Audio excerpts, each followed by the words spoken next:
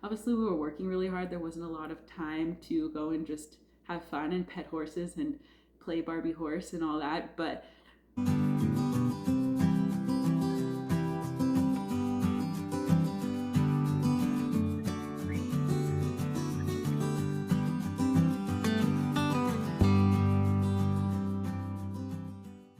hi, I'm Ashley and I love horses. I'm a lifelong horse owner and I spent over a decade working professionally in many different aspects of the horse industry. One of the things I want to do on this channel is spend some time talking about each of my horse jobs. There have been quite a few and they have been varied. So I thought, which one should I talk about first? Each one sort of has its own like ups and downs, positives and negatives. And so I thought, why not go back to the beginning and start with my very first one? So that's the story I want to share with you today. Hopefully you can learn something from it, especially if you're someone who is wanting to build a career within the horse industry. I hope something I say will be helpful to you. And if you like this video and if you want to see more, please subscribe to my channel, check out my other videos, and also check me out on Instagram and TikTok. My first horse job was working at a breeding farm for purebred Arabian horses. They did also have some half Arabians and a few other kind of randoms on site, but mostly that was their bread and butter, was breeding Arabians. I got this job for the summer of 2010. I had just finished my third year of university. I had had my own horses all growing up and had ridden and all that. So that was basically the only experience that I had to that point and that I was able to put on my resume. But basically, the school year was wrapping up. I was looking to what I was going to do for the summer. And actually, my mom saw an ad on the Sask Jobs page, which is like a job posting board basically for jobs in Saskatchewan. She sent it to me and said, hey, you should check this out.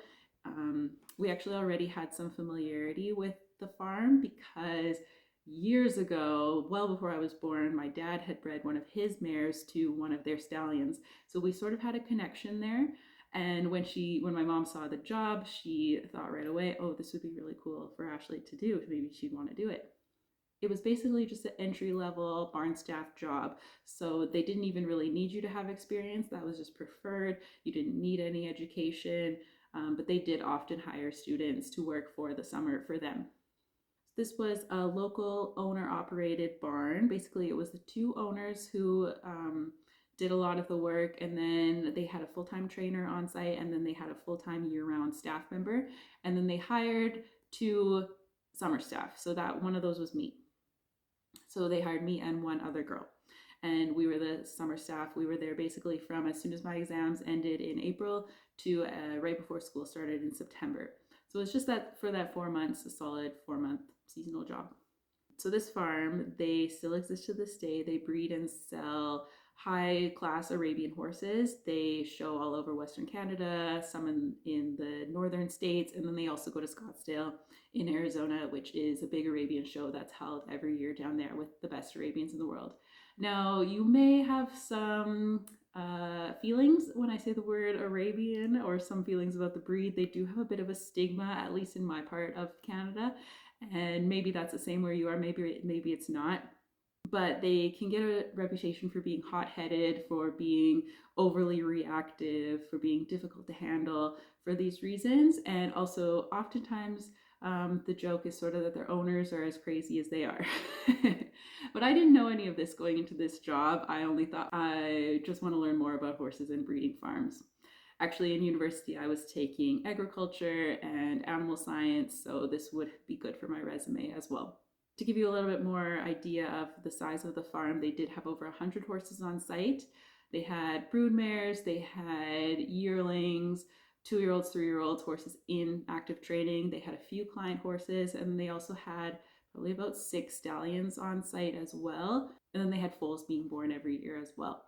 So the year I was there, they had only bred for 7 foals, which for them was not very many, but keep in mind this was 2010, and being that they did so much business in the States following 2008 and the economic issues then, they specifically had not bred a ton because they just wanted to see how the market was going to be in the years following that difficult time.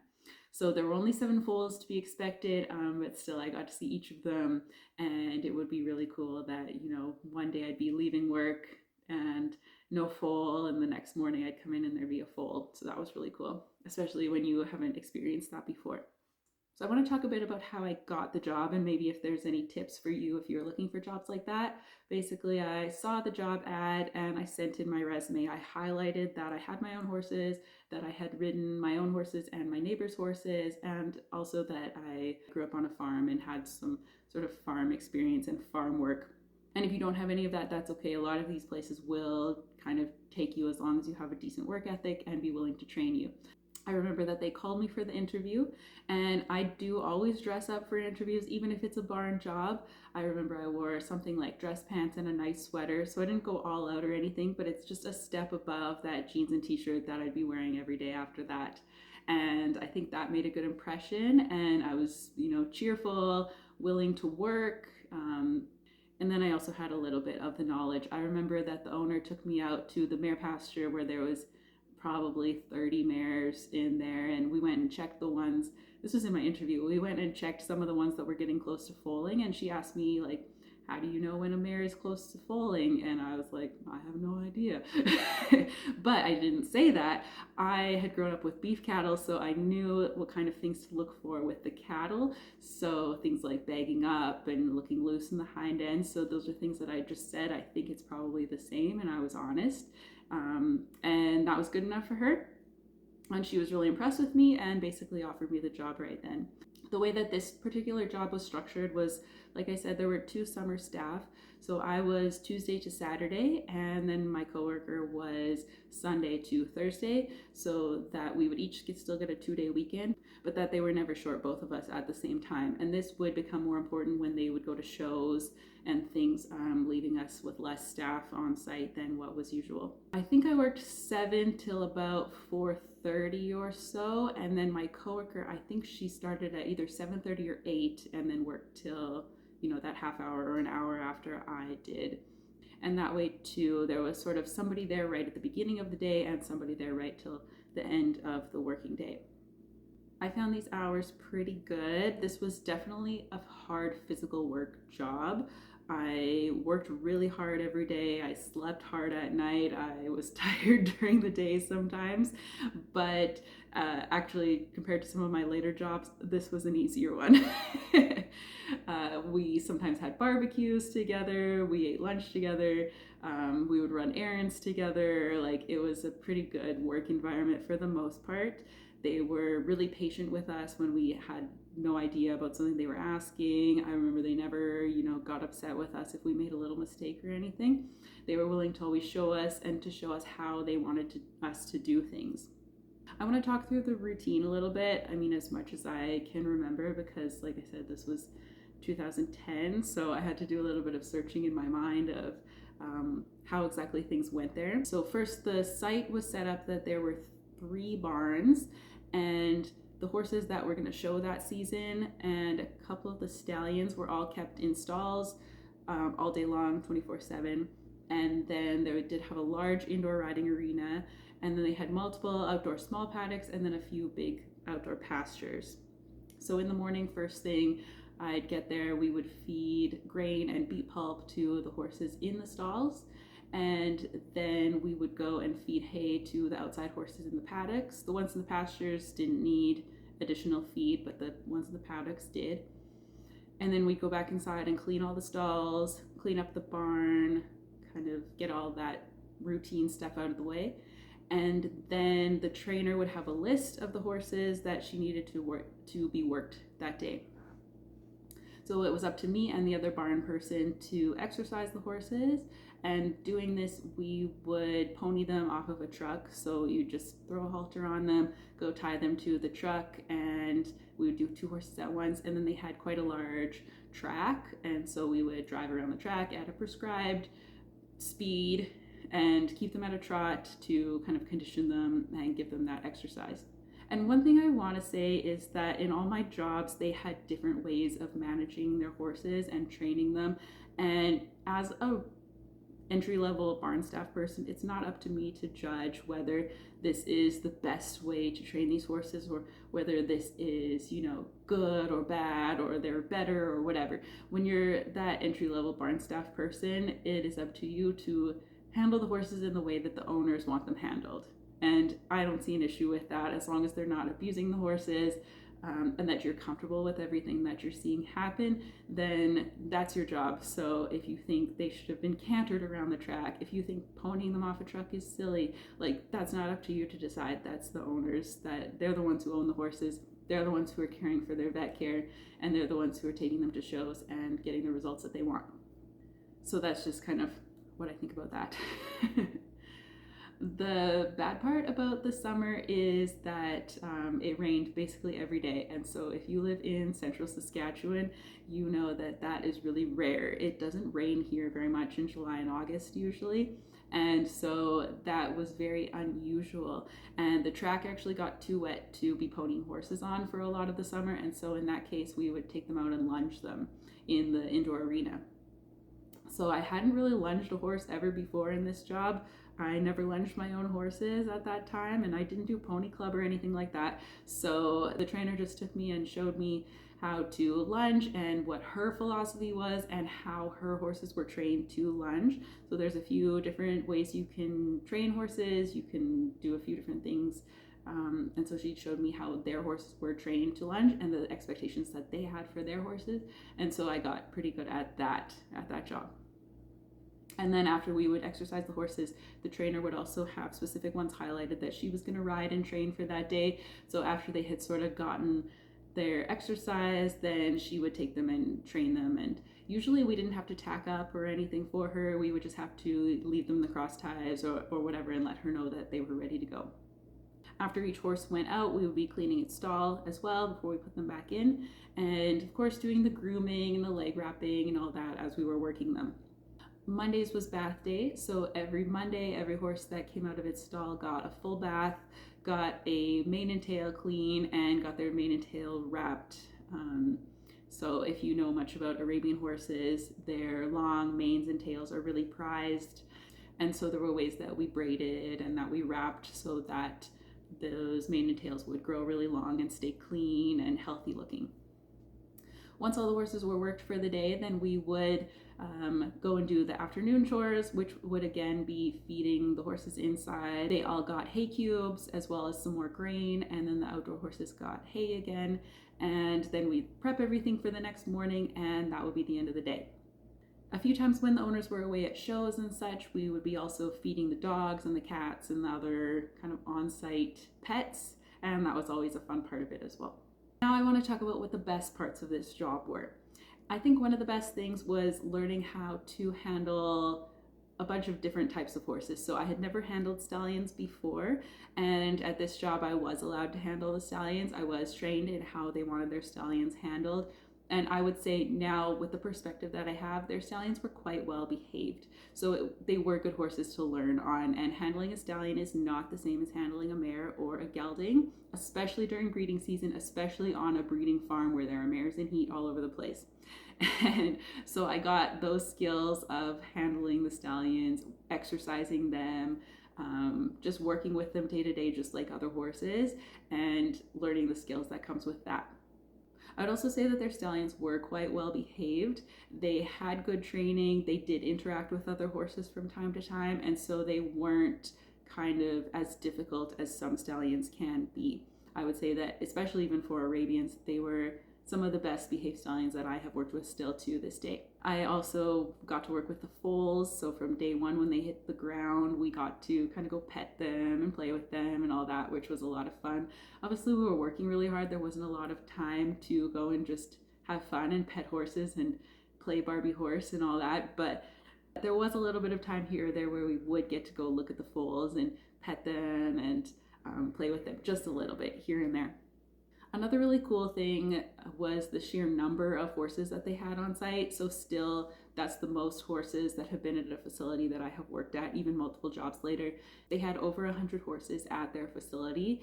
And by the end of the summer, I knew each one's name, what it looked like, what its career sort of had been. And so that was really cool to just see all of that. And then also just how they managed this many horses, how they had the variation of these are the horses that are kept inside, these are the horses in the small paddocks, and this is why they're there, and these are the ones who are kept in the pasture, and this is why they're there. just managing that many horses at once is a feat of business and of organization. So just watching how they did it, that was some great exposure that I had right at the beginning there. I remember there was one time when they were going to one of the first shows, and we had only worn like messy barn clothes, right? Like we were getting dirty all day. It was muddy all the time. We were just kind of, your regular barn kind of wear. And one day they were going to a show and the trainer came out and she was like all dressed up. I realized then that for them, this being their business, that how they portrayed themselves when they went to shows and places like that, that they were representing their business. So that was kind of a light bulb moment for me very early in my career. Another thing that I got to do at this job that I got to learn was a lot about braiding and grooming. So, like I said, they kept the manes and tails really nice, and they taught me how they did all the braiding. They taught me tips and tricks for how to keep the manes and tails healthy, and a lot of that I was able to carry into future jobs as a groom and to use on my own horses too, to keep them looking nice and happy and healthy.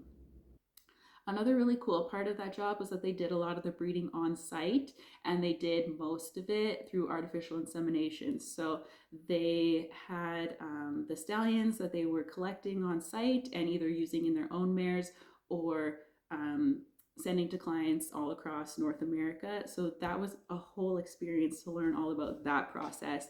And it was really cool.